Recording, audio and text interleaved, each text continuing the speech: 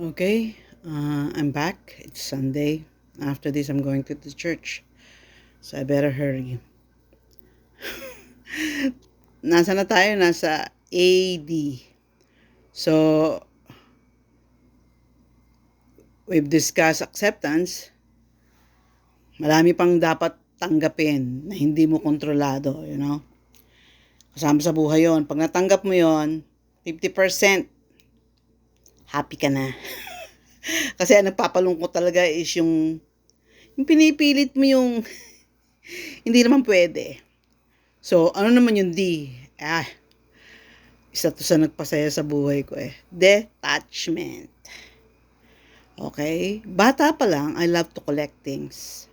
Pag nagko-collect ka, bawat isa doon sobrang halaga sa'yo.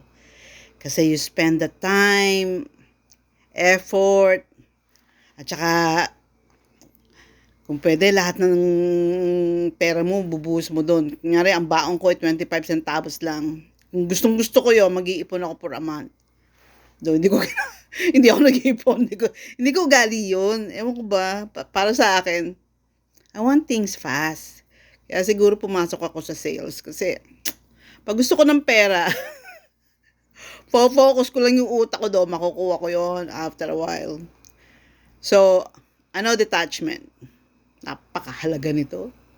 Yung maraming madre kung bakit pagkagabi, pagkagabi na, yung mga around 9:30, 10:30, maririnig mo, umiikbi sila.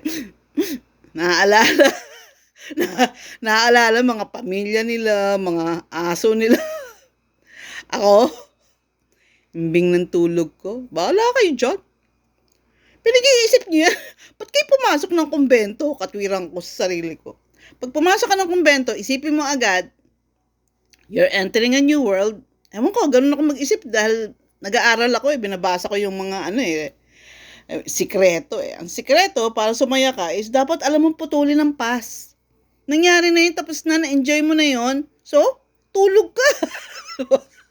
Dahil bukas kailangan mo yung energy mo eh.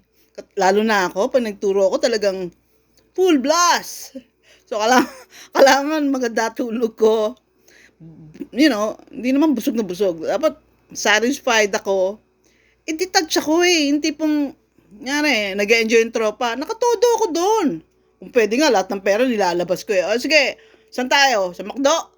Todo natin to dahil bukas wala na to. Pagdating ko ng 90, hindi na ako pwede McDonald's kasama ang aking tropa. Hindi! Kinakailangan gawin natin to ngayon. Todo! Kaya dami kong magandang memories eh. Dadaling ko lahat yan sa taas. Enjoy namin ni Lord yan. Papakita niya sa akin, ano pa yung mga background. Ano ba kung ano nangyari during that time? Nagpadala ako ng 4 angels. Kaya dapat nasagasaan yung grupo mo, pero I protected them. So, lalo ka matitrill. Oh my God, talaga? May 4 archangel pa noong time na yon. Kaya pala happy kami. Detachment. Pag ang anak mo, sobrang mahal mo to the point na hindi na tama, it will break your heart. Nangyari sa akin eh. Maabot sa point na hindi ko na-detach yung sarili ko that they have to live their lives. They have to commit mistakes wherein they will learn from it. I have to set them free emotionally. Pag may ginawang mali, manap ka ng proper timing. Hindi ka pwedeng, hoy, halika rito. Ano yan? Ano yan? Ako ang nanay mo, tapos ginawa mo yan? How could you? Mga drama eklat. Ngayon, sa akin, alam mo ginagawa mo ha? Tandaan mo. Hindi talaga ako nanay mo. Kita ka sa taas. Pero wag muna tayo mag-usap. Hindi kita kakausapin. Antayin kitang hanapin mo ko. Kung available pa ako. Kung di, fine. Mas concerned sa'yo si Lord kaysa sa concern ko sa'yo. I have children but I'm detached. Mahal. Todong mahal. Ewan ko sa kanila. Feeling ko nga minsan, mas mahal ko pa sila kaysa sa mga magulang nila. Dahil ako talaga, wag ka munang magpakasal. Sister Joyce, 25 na ako. Hindi mo naintindihan eh. 25 ka nga, pero yung maturity mo 17. Alam mo ba kung ano ang parent? Ako na, ang daming aspect. Lahat mo inuhori ko eh, no? Kaya, hindi ako ma-attend ng kasal nila. Kasi sa feeling ko, bakit ko pipirmahan yung katangahan mo? I will not be there. Diba? Kasi sisisihin mo ako eh.